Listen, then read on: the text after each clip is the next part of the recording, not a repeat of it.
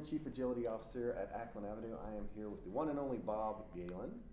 I don't know about that, Agile. Tommy, but Well, I'm sure there's other Bob Galens, but there is no Bob Galen. now I don't know how to say it. That's a hell of a start, right? So, thank you. I've known Bob for a long time. I've gone to a lot of your agility training, leadership training. You work with Jennifer, one of our favorites. Absolutely. Very closely, our Agile delivery manager. So it's great to have you. Thank you for Thank agreeing to do this. So let's start off with, tell us a little bit. I know you had your session yesterday. They were blocking the doors and keeping the wolves at bay who were trying to get in. It was packed. Well, in one of them, so I was lucky enough. Over the years, I've submitted to the conference, and sometimes I've gotten one thing, and I've done a happy dance if I got one accepted. Every once in a while, I've gotten two, not very rarely, and then very often, more often, I've gotten rejected, and it's like, you swallow your pride. It's like that's the way things are because they're selecting things. So this time I got two. So and both of them I was lucky enough to pair with. So yesterday morning I did the Power of Three with Ken Pugh. I don't know if you know Ken, but he's been in this community for a long time as well. And he and I paired, and it was Jerry Weinberg's. If you can't come up with three in order to solve something, or figure out a design or whatever, you can bring. It's a generic Power of Three. You need, in order to make a decision, come up with three options. And we went through that in the workshop, and it was pretty well received. Big room, it wasn't full, but I think the folks who were in there were really engaged.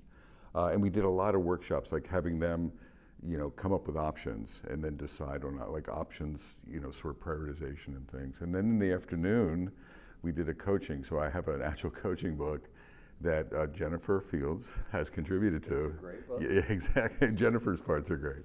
But we had a sort of a talk, not about the book, but about some of the themes of the frameworks in the book that we used, that we anchored on. That was packed. And I think it was very well received. We did part talk and explanation of like the Agile Coaching Growth Wheel and things like that as a framework. And we went through that. And then we did some breakout sort of coaching, a little bit of practice or dojo practice at the end. And I've heard good feedback from that. I did something interesting at the end. So Jennifer introduced herself. So I had some books to give away, and I didn't vet this with her. So I said the first few people who come up here and can remember an introduction, like a key thing that Jennifer introduced herself with, she'll sign a book for you. And like people, she had a line, and she's uncomfortable with attention. So she likes attention perhaps, but uncomfortable. And so these people were jumping up to run up to be the first two people in line to talk to Jennifer. So she thanked me for that later. she appreciated it. But I think they both, the coaching and the Power of Three went well. Great. So I know, because I've been through your classes and stuff like that, and I also saw a little clip of it, like coaching stances. That's always been a big, a favorite of mine, of just learning about myself. Like I'm like, I can see where I'm always kind of geared towards outputs and outcomes. So I'm trying to lead and dragging everybody with me. And there's times I need to not do that. I mean, lay back and having the idea of being very deliberate about, all right, what am I trying to do? Who am I trying to serve? Correct. And those types of things. So tell us a little bit more about, not only how that was in the talk, but also in the book as well. So I think a lot of folks coach informally, meaning they jump in and they coach. A lot of coaches do this, and a lot of leaders. So that's abstract, like coaching is for Agile coaches. And let's say all of us could benefit from having coaching skills or competencies, all of us. Right, and so managers particularly, product owners could benefit, Scrum Masters, et cetera. So roles in Agile and non-Agile specific roles. So sort of the stances are part of that competency. So we talk about planning. I think thinking about, like if I'm going to have a coaching conversation, I want to coach you on guitar playing. Imagine that. Yeah, exactly. This is a danger. So that's actually a good example now that I think about it, because you're expert and I'm not. But I want to coach you, so I don't have guitar expertise, but you've asked me to help you get to the next level, whatever the heck that means. So now I could have a conversation with you, or I could think about, how am I going to enter that conversation with Tommy? Clearly he's the expert. So I'm not going to train him as a stance. I'm not going to mentor him as a stance. I probably want to enter in with professional coaching with him and ask some questions. Maybe what would be a good thing to, role models that he has. And what does he think? So I could explore role models with Tommy and talk about that, and then sort of align, maybe have you discover a role model that you like, but you want to mirror them in some way, or you can learn from them. Neil Young, let's say Neil Young is someone that you would know. Jim Andrews, let's go. Jim, yeah. I went in the wrong direction, didn't I? That's all right. It's okay. I tried.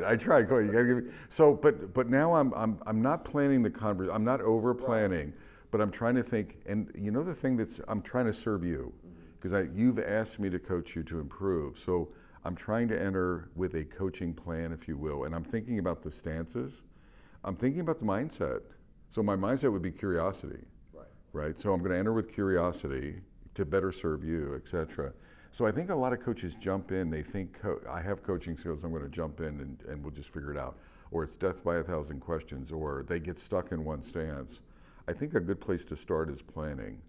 We did that informally yesterday. We didn't have much time to really amplify that, but what we were getting people to do at their desktops, or hoping that they would do, is plan the arc, the coaching arc, and think about mindset and think about stances. The other metaphor is dance in the stances. So I can ask you questions, but maybe, I don't know, maybe a leader, let's say your imposter is surfacing. You don't think, so what as coaching, I'm uncovering, it's an imposter syndrome thing. You want to get better, but you're your own worst enemy. You don't see yourself. So maybe I need to switch from asking questions to maybe be a leadership or a partner and declare that and see how you react. Tommy, I'm seeing you, I'm wondering, Tommy, if imposter is getting in your way, right? Because I think you have the chops, but you're not talking like you have the chops, so you can get down. What do you think about that? So what I'm doing is surfacing. So I don't know if that's a question. It's a question, but it's a risky question, because I'm going into that. So I'm thinking about the stances in service to you. I can see that, especially, and that's a great metaphor for, like, there's a lot of people who are executive coaches. Yeah. Who have never been an executive before. Yeah. And I considered myself an executive coach. We both have that title. Yep. But then I became an executive, and I went, oh yeah, I wasn't. This is new now, and it was nice to kind of see the other side. But there's a lot of people who are coaching, or you're an Agile coach, team coach, but you're coaching a developer, and you've never developed. Yeah. And it is hard to say, how do I coach someone if I'm not an expert in a thing? Well, you're not the football coach. It's not the player coach necessarily. Correct. Not that that's bad, and that's Correct. a great stance to have as well. But there are ways, as you said, to reflect back to people, to guide them, show them things that they didn't know. Absolutely. You don't have to be an expert in the thing they're doing. And it's not all. A lot of coaches fall into, I think, professional coaching, which is asking hundreds of questions, and that's a good stance. But a lot of folks stay in that stance. And what I was trying to sort of role play there was the courageous part. And I don't know if courageous questioning is part of the professional coaching. It's really not. I would tie that to more, a leadership stance or a consultative stance. And I'm doing it softly. It's still in the form of a question, but you're paying that's hypothetical. You're paying me. Why am I paying you to keep asking me questions? And I'm taking a risk now because I'm trying to uncover your vulnerability, or something like that. So it takes me to step into another role or something, and comfortable for that. So that's that dancing with your client. Now let's say you embrace that. Well, then I would lean more into that. Let's say you didn't like that, right? You didn't want to go there. Well, then I might want to dance back to, so Jennifer and I, we've talked in the book about dancing with your client. And clearly I'm not a dancer, but Jennifer is, and she talks about ballroom dancing and the different dancing, and I like that metaphor of you're sensing what's working, and if it's working, lean into it more. But if it's not working, because I serve you, you don't. This is not about me. Well, then maybe I need to shift into another stance or another direction, or maybe I need to get stronger, or maybe I need to get softer. And I like what you were saying about. And like I know Jen and I have had this conversation too about, all right, that's enough powerful questions. Yep. I need you to now lead, or Correct. There is you sense that time of, all right, I've kind of exposed things by asking these questions, and I can move forward. I remember early in my coaching career, some guy said, why do you, are you going to ask why every time I ask you anything? Yeah, exactly. And I'm like, well, yeah, because, but the next thing is going to be, because I want you to take a step back. Yep. I don't want to fix the thing you just asked me. Yep. Our salesperson calling likes to say, what's the question behind the question? Yep. And try to get behind there. And then explore that, and yep. lean back and then say, all right, I can feel now we need to get into the point of, we've exposed that, now we need to move back forward into a different stance and get into that real problem. Yep. But you're right, there's definitely times where, it's like tell me about your mother. Absolutely. Well, there's a sense of, if Cynefin, I think of Cynefin as a model, which is the sense, to me, is a sense and response model. It's part of the, it's part of the dancing. And it's not just the words. What I learned, I've taken an ORS coaching program, which is an organizational, it's a professional coaching program. And one of the things there they talk about is being aware of the emotional field. So watching or listening, active listening is the same thing. It's not just the words, it's the body language. Right. So even right now as coaching you, trying to look at like what your legs are apart, your hands are here, you're sort of leaning into me. We're probably connecting now. Right. Well, what if that changed? What if I talk to you, Neil Young, I want you to be Neil Young. Yes. Yeah, I think not, Robert. But you might not even say that. Right. You might just shift. And if I'm not really sensing what's like and again, it's not about me. Like if it was about me, I'd ignore that. Yeah. I would just drive right. I'm gonna ram whatever. I'm gonna ram. Young is awesome. Exactly. Why can't you get it? Heard the solo to Down by the River? This is not a bad metaphor to explore. But if I'm reading then I clearly say, it's not hitting. Right. It's not hitting.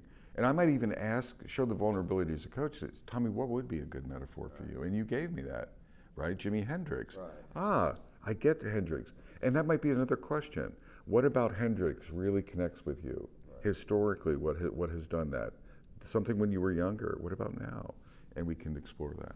That'd be a really fun work. And you probably already do this, but like coaching somebody specifically on a topic you know nothing about and they are an expert at. So part of the dancing metaphor, and I think it's a practice metaphor, is how I don't think you become a coach after a class, or I think I'm going to be, one of the things I get excited about coaching is I don't think I'm ever done until I'm in the ground, right? But I'm not done, and that's actually excites me.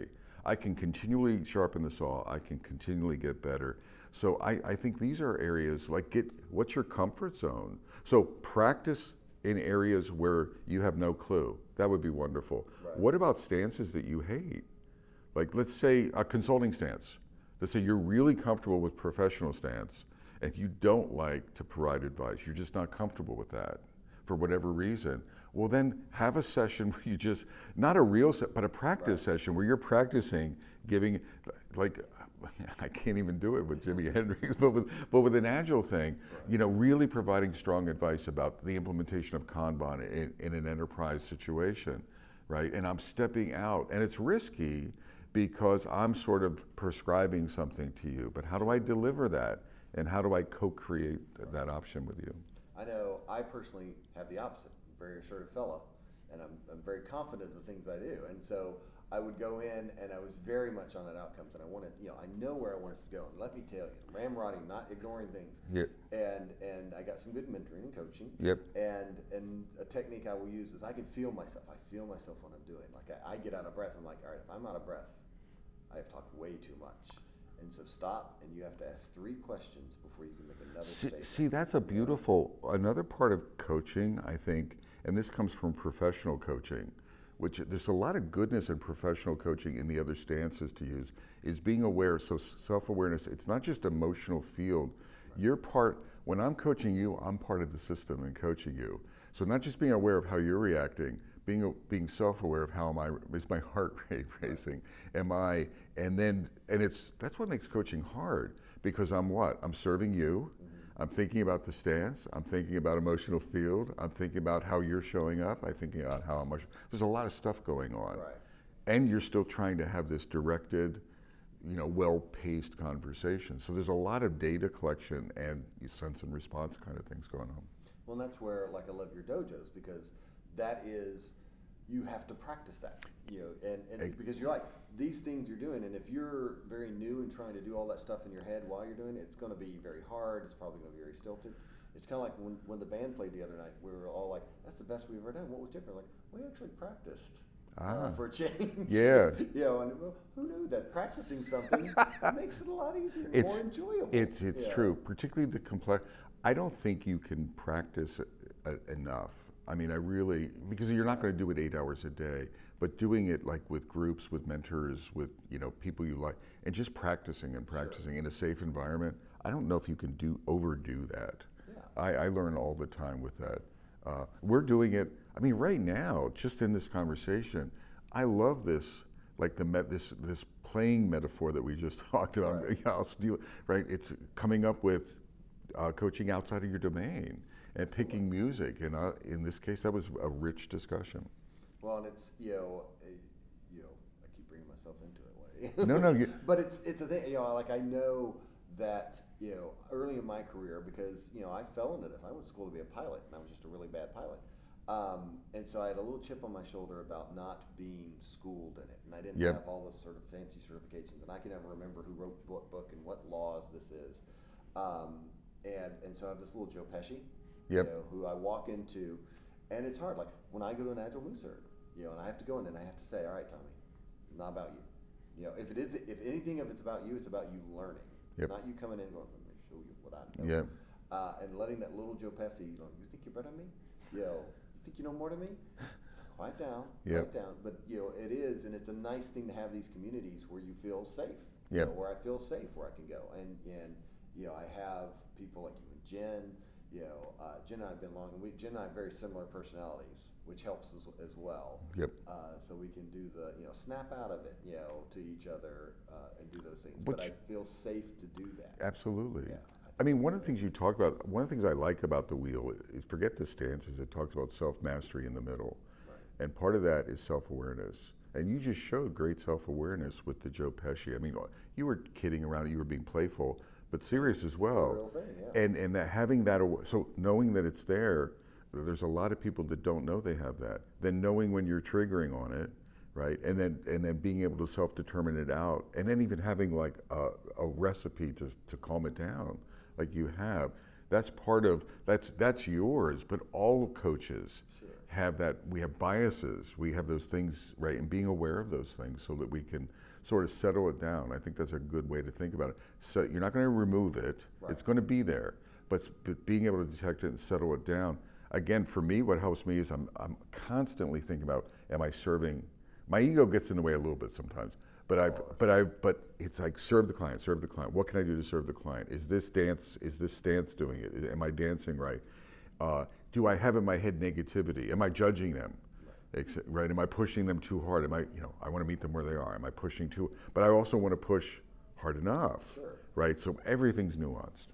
Absolutely. So where are we going? In 2 or 3 years from now, what's the thing we're going to be talking about? Obviously, there's elements that have permeated through all of it, but there's always things like, safe was a big thing. Scaling was a big thing for a while. Psychological safety, distributed teams has been very recent for the last times.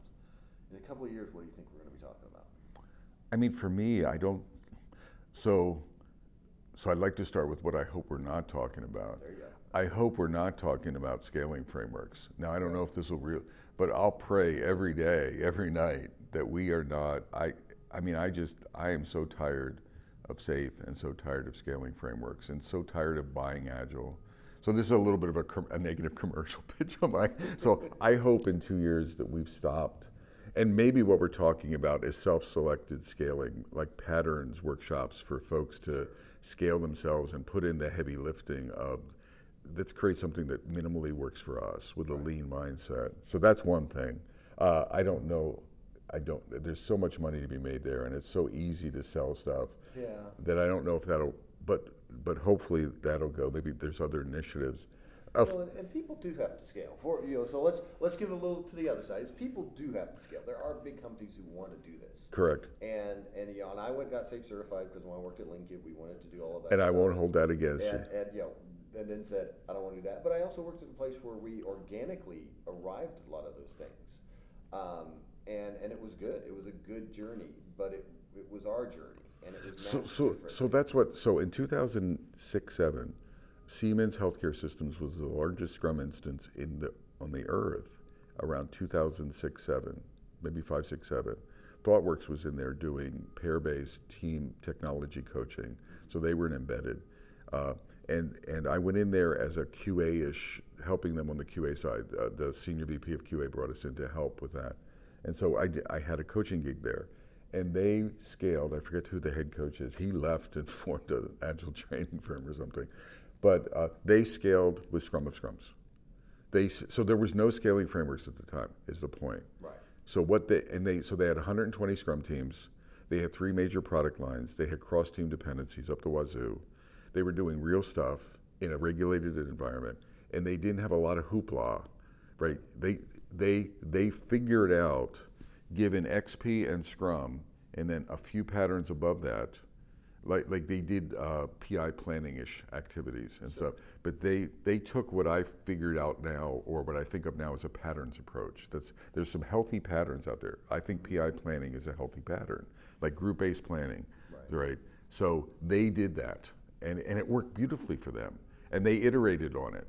So they grew it. They figured out what worked. They figured out what didn't work. They threw it out, and they weren't even like Spotify, because it's so early. They didn't even give it a name. Right. They didn't. It was, this is how we need to work to consolidate what the activities of 120 teams, and figured it out. I wish we would get back to sort of that mindset. Yeah, I remember very early on when all that stuff came out, somebody said, don't scale Agile to fit your enterprise, scale your enterprise to fit Agile. And when I first heard it, I was like, wow, that's stupid, because it sounded like, because we think so organizationally, like I'm going to fire people and do things. Yeah. And that's not. And then I worked at a company that we were trying to do Agile, and we were very stuck in Scrum rules and not really doing the right things. Yep. And they brought in like business consultants, and this company grew by merger and acquisition. And they said, you've got like 27 things you do, but there's 7 things you should be doing. You've got all this leftover stuff that you bought a company for this thing, and you got 5 things with it. You've just been kind of figuring out what to do with it. And they really had to restructure an entire company, and they got down to these 7. We got down to what we called core teams, which turned out to be tribes. Yep. In the Spotify model. And they were focused on a product, and there was, certain, we didn't call it PI planning, but we did things like that. And there was a certain leadership team there that wasn't the release training people or anything like that, but it did the same things. And so, and that worked for us. That's exactly, and the other thing for me is do the simplest possible thing. Right? Not this Maximus. I mean, every time I look at SAFe, there's another layer in the model, or so. I'm kidding, and I'm not. But or there's another role that you. So I'm not trying to bash that. I'm really not. I don't care about the frameworks. I'd hope. So what I hope is we're not talking about them. We're talking about case studies where folks do what we're talking about. Right. So then 2 other areas that I hope we're talking about positively in a couple of years is, one, raising the bar in Agile coaching, where there's not, the talk Jen and I were talking about is getting rid of mediocre Agile coaching. And what I really mean by that is everyone's a coach nowadays, right? I've been a Scrum Master for a while. Yeah. What's my next thing? Well, now I'm an I have to put a label on myself and to be a coach. And do you really know what that is? And you don't. And that the wheel helps with that. And do clients even know what an Agile coach is? And we have a responsibility to train them too, or not train them in a formal way, but to tell them what it is and what it isn't. What it does. I think we do a crappy job of that. So in 2 years, I hope we have some case studies, examples, where coaches are talking about achieving more excellence, right? Real coaches, right? And doing that. And maybe challenging not real coaches to say, look, you need to learn more, right? Maybe you need to get a mentor or get a coach or something. And then I'd love to see some clients talking about, oh my gosh, I know what Agile coaching is, right? And I know what it isn't. And there's magic in there, and I know what I'm getting paid. I know what I'm getting for my money. Right. And then another area would be leadership. That I hope similarly we get the stories from Agile leaders. Like today, we get leadership stories from coaches who are talking about coaching leaders, right? Wouldn't it be kind of cool if leaders just pop up and they know what good leadership, like modern day, right? Forget even Agile. What does excellent leadership look like in this generation? What should it be? How should we show up? Right. Like honoring the team, for goodness sakes. Right, realizing that your teams are your value proposition; they're not resources. Right. So having a leader pop up from some huge Fidelity, and says we eradicated the word resources across every silo we had. In fact, we're eradicating that. So instead of the coaches telling me to do it, the leaders are starting to coach themselves. So I guess those are two visionary hopes. Well, they very much strike true with me, because I just recently, in the last 5 years, have been an executive at a company and had that responsibility. Yep. And it changed my whole mindset. Absolutely. And, for a while, I was the man. I was the enemy. Not the man like I'm the man. Like, you're the man and we're against you. And Absolutely. What does that feel like? Like, I have a talk I want to do, but it's for a very focus group, is psychological safety for leaders. Absolutely. So there's so much about teams. Yes. But it's like when I had to lay someone off. I'm the evil person in that person's story. No matter how much I tried to break it, stuff like that, and I've been laid off, and I was the same way. Like, I understand why you're doing it, you jerk. Yeah. But there's this merging. There's the traditional. I have a picture, probably in my closet stuff. But years ago, I had these leadership pictures. One of them was leadership is the lone eagle, or something like that, where leadership is a lonely business. Right. And so today there's that merging of, it's still a lonely bit. You cannot be everyone's buddy and their friend. You have to lead, but you also have to create relationships. So it's this nuance across traditional I'm not saying they're bad. Those tenets of leadership are still sound, some of those traditional, and how do we merge them into today's generations and to be an effective leader? Right. That's incredibly tough. And I don't want coaches to talk about, this is how I coach people to do that. Let's have the leaders starting to talk, because then they're making the shift. So that would be my two aspirations. Great. In 2 years. So what's next for you? I know the book is out, and the book can be found anywhere those types of books are found. Yes. What's next up for you? Any big speaking engagements, new projects? Not really. I think it's like ride the book for a little while, okay. Take a break. The other thing for me is so for me in general, I talked to a few people at the conference. I'm close to retirement. Okay. So where I'm at is I've got this privilege and platform that I've built over a long time in the Agile space, and I need to make money. I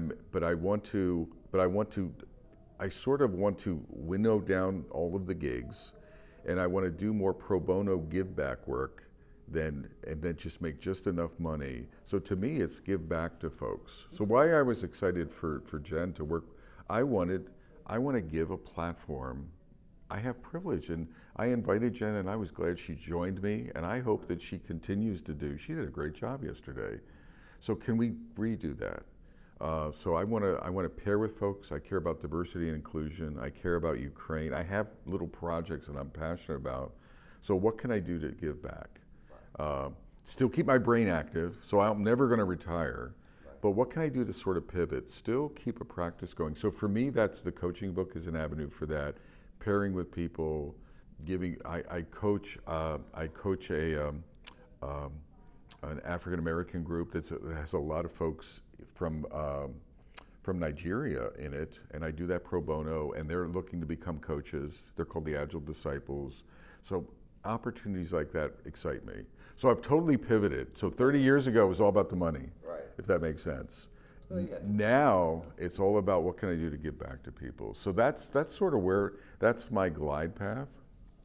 And where can people find you easily So two websites. So Galen.com is my company website, so that's a place to find me. But the best place to find me is Agile-Moose.